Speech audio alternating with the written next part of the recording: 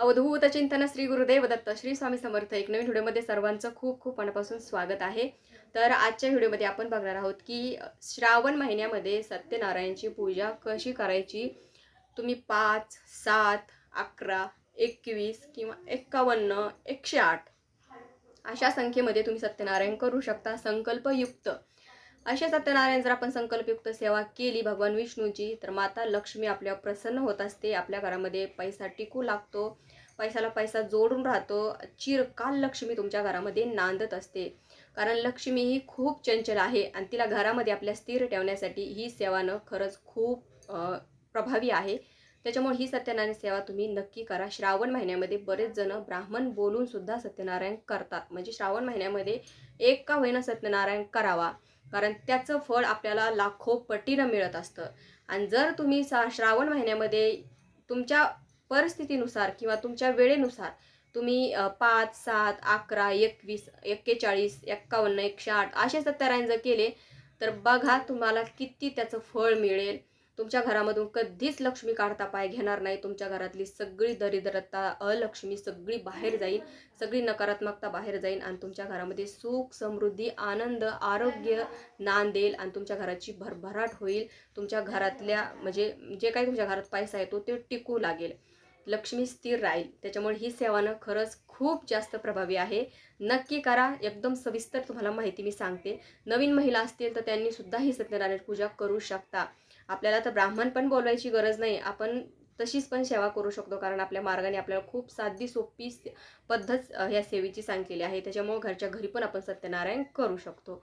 तर चला, तर सर्वप्रथम सत्यनारायणाची पूजा करते वेळेस तुम्हाला अगोदर सत्यनारायणाचा फोटो लागेल. त्याच्यानंतर बाळकृष्णाची मूर्ती आपल्या प्रत्येकाच्या देवघरामध्ये ती असतेच, ती तुम्हाला लागते. त्याच्यानंतर सत्यनारायणाची पोथी पण तुम्हाला लागते. तर तुम्हाला धार्मिक दुकानातून तुम्हाला कुठेही ती मिळून जाते किंवा केंद्रातून आणली तरी चालते. त्याच्यानंतर तुम्हाला लागते म्हणजे 3 सुपाऱ्या. कोणत्याही पूजेला न वापरलेल्या सुपाऱ्या, कोऱ्या 3 सुपाऱ्या घ्यायच्या. एक कुलदेवीची, एक आपल्या गणपती बाप्पांची आणि एक वरुण देवतेचे प्रतीक म्हणून आपण ती सुपाऱ्या वापरत असतो. त्याच्यानंतर तुम्हाला लागतो वाटीभर शिऱ्याचा प्रसाद. त्याच्यानंतर तुम्हाला काय लागतं, आता तुम्ही एवढीच फक्त साहित्य तुम्हाला लागतं, बाकी तुम्हाला काही लागत नाही आहे. तर पूजेची मांडणी कशी करायची, तर सर्वप्रथम जिथे तुम्ही पूजा मांडत आहात, आता आपल्याला ही सत्यनारायणाची पूजा कशी करायची आहे, आपल्याला विषम संख्येमध्ये करायची. जर तुम्ही 5, 7, 11, 21 असे काही सत्यनारायण करत असताल, तर रोज पूजा उचलायची का, रोज पूजा कशी करायची, त्याची सगळी माहिती बघूया आपण. तर बघा, सत्यनारायणाची पूजा तिथे मांडत आहात, तुम्ही जागा फिक्स करून घ्यायची घरामध्ये. म्हणजे कसं होतं ना, की आपण ती पूजा आपली रोज सेवा त्याची होणार आहे. पूजेला आपल्याला रोज त्याला हात वगैरे लावायचा नाही. म्हणजे प्रत्येक वेळेस तिची आपली सावली पण त्याच्यावर गेली नाही पाहिजे, अशी जागा निवडायची. म्हणजे तिथून आपलं जास्त जाणं येणं नाही झालं पाहिजे. तर तिथे जागा निवडली, ती जागा स्वच्छ पुसून घ्यायची. तिथे खाली स्वस्तिक काढायचं, त्याच्यावर तुम्हाला चौरंग ठेवायचा, स्वस्तिकावर हळदी कुंकू टाकायचं. चौरंगावर पांढऱ्या शुभ्र वस्त्र एखादं टाकायचं. सत्यनारायणाच्या पूजेमध्ये आपण पांढरं वस्त्र सहसा वापरतो, ते टाकायचं. त्याच्यानंतर तुम्हाला काय घ्यायचं, सत्यनारायणाचा फोटो स्वच्छ पुसून घ्यायचा, त्याला अष्टगंध वगैरे लावायचा, पूजेमध्ये ठेवून द्यायचा. त्याच्यानंतर अगोदर तुम्हाला लावायचा आहे दिवा, अखंड दिवा तुम्हाला लावायचा आहे. होत असेल तर अखंड लावा किंवा पूजाच्या वेळेस लावला तरी चालतो. आता तुम्ही पूजा मांडत आहात तर तुम्हाला अगोदर दिवा लावायचा आहे.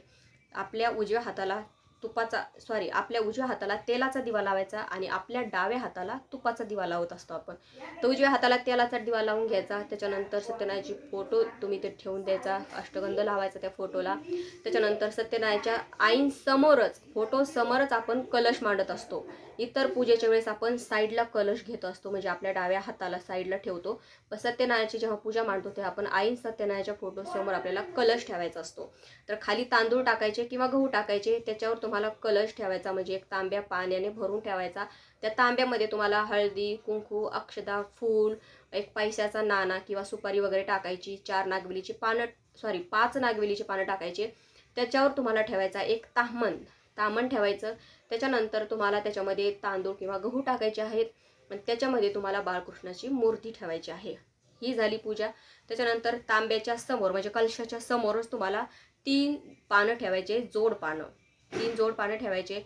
त्याच्यावर थोडे थोडे तुम्हाला तांदूळ टाकायचे आहेत आणि त्याच्यावर तुम्हाला त्या 3 सुपाऱ्या मांडायच्या आहेत.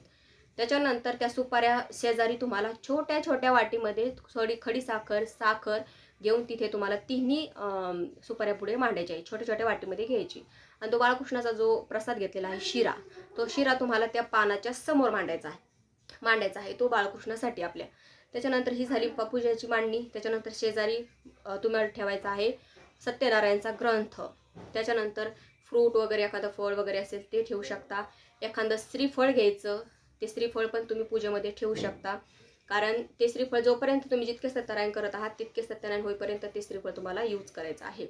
त्याच्यानंतर तुम्ही त्या सत्यनारायणामध्ये श्रीयंत्र पण ठेवू शकता, म्हणजे रोज त्याची तुमच्याकडून कुंकुमार्चनेची सेवा होईल. श्रीयंत्र पण ठेवायचं आपल्या डाव्या साईडला. त्याच्यानंतर शंख ठेवायचा, घंटी ठेवायची. ही सगळी मांडणी तुम्हाला अगोदर करून घ्यायची आहे. त्याच्यानंतर छान पूजेसमोर रांगोळी काढायची. रांगोळीला हळदी कुंकू द्यायचं. त्याच्यानंतर आपण स्वतः आसन बसायला घ्यायचं. आसन बसायला घेतल्यावर आपल्याला सर्वप्रथम काय करायचं आहे, सर्वप्रथम तुम्ही ज्या दिवशी सत्यनारायणाची पूजा करत आहात, श्रावण महिना लागला ते पहिल्या दिवसापासून पण तुम्ही सुरुवात करू शकता. जर तुम्हाला 21 सत्यनारायण करायचे असतील तर पहिल्या दिवसापासून सुरुवात करा. म्हणजे महिलांचं काय होतं ना की अडीअडचणी येत राहतात आणि मग त्या अडीअडचणीमध्ये आपली सेवा स्किप होते. त्याच्यामुळे स्किप होऊ नये, त्याच्यामुळे तुमचे पूर्ण 21 सत्यनारायण व्हावे, त्यासाठी तुम्ही स्टार्टिंगपासूनच सुरुवात करू शकता. तर काय करायचं आहे, अगोदर तुम्हाला संकल्प करायचा आहे. तुमच्या घरामध्ये पैसा टिकत नाही, तुमच्या घरामध्ये नकारात्मकता खूप जास्त आहे. कारण एखाद्या वास्तूमध्ये आपण जर गेलो ना तर आपल्याला गेल्याच असं वेगळंच वाटतं, म्हणजे असं करमत नाही. तिथं असं वाटतं इथून कधी निघून जाऊ मी. कारण तिथं काय असतं ना, नकारात्मकता खूप जास्त प्रमाणात असते. मग अशा ठिकाणी माता लक्ष्मी कधीच राहत नाही, ती तिथून लगेच काढता पाय घेते.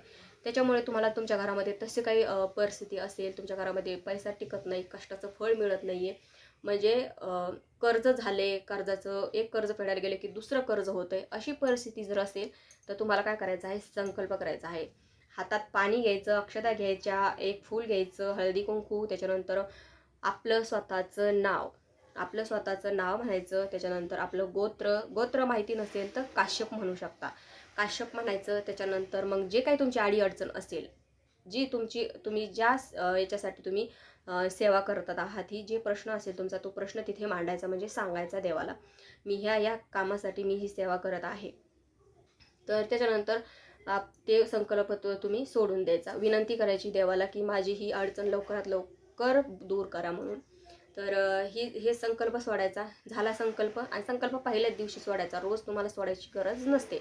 आणि संकल्प सोडते वेळेस हे पण तिथं बोलायचं की तुम्ही किती सत्यनारायण करत आहात म्हणून, म्हणजे 5, 7, 11, 21 किती करत आहात त्याचा पण तुम्हाला संकल्प, म्हणजे ते संकल्पामध्ये तुम्हाला सांगायचं आहे. आणि हो, संकल्पामध्ये सांगितलं की तुम्हाला तितक्या सेवा करायच्याच आहेत. मग काही हो, किती धावपळ हो, काही हो, तुम्हाला ती सेवा सोडायची नसतं. कारण संकल्प एकदा केला की आपल्याला सेवा ही करावीच लागते. त्याच्यामुळे अगोदरच विचार करायचा की आपल्याकडून किती सत्यनारायण होतील आणि आपल्याला किती सत्यनारायण करायचे आहेत. तर हे झालं संकल्पाचं. त्याच्यानंतर आपण आपल्या सेवेला सुरुवात करूया. तर रोज सेवा कशी करायची, तर रोज सकाळी पण सेवा करू शकता तुम्ही, 12च्या आत कधी करू शकता, किंवा 12च्या नंतर जर करायची असेल तर मग सायंकाळी प्रदोष काळ हा उत्तम काळ असतो सत्यनारायणाच्या पूजेचा. उत्तम काळ म्हणजे त्याच काळात आपण सत्यनारायणाची पूजा करत असतो. तर त्या काळात पण तेव्हा पण तुम्ही पूजा करू शकता. म्हणजे सकाळी काय करायचं, तुम्ही आता रोज पूजा करत आहात, सकाळी जे जुने फुलं असतात, शिळे फुलं, ते सगळे काढून घ्यायचे. पूजा हलवायची नाही, मात्र पूजा फक्त स्वच्छ करून ठेवायची.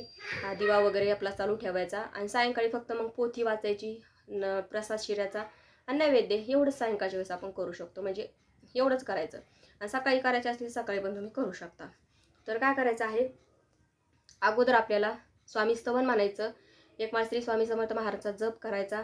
त्याच्यानंतर मग तुम्हाला सत्यनारायणाच्या पोथीमध्ये डिटेल माहिती आहे पूजेची कशी करायची, बाळकृष्णाच्या मूर्तीची, त्याच्यानंतर गणपती बाप्पांच्या सुपारीपासून ते बाळकृष्णापर्यंत ही सगळी माहिती त्याच्यामध्ये दिलेली आहे.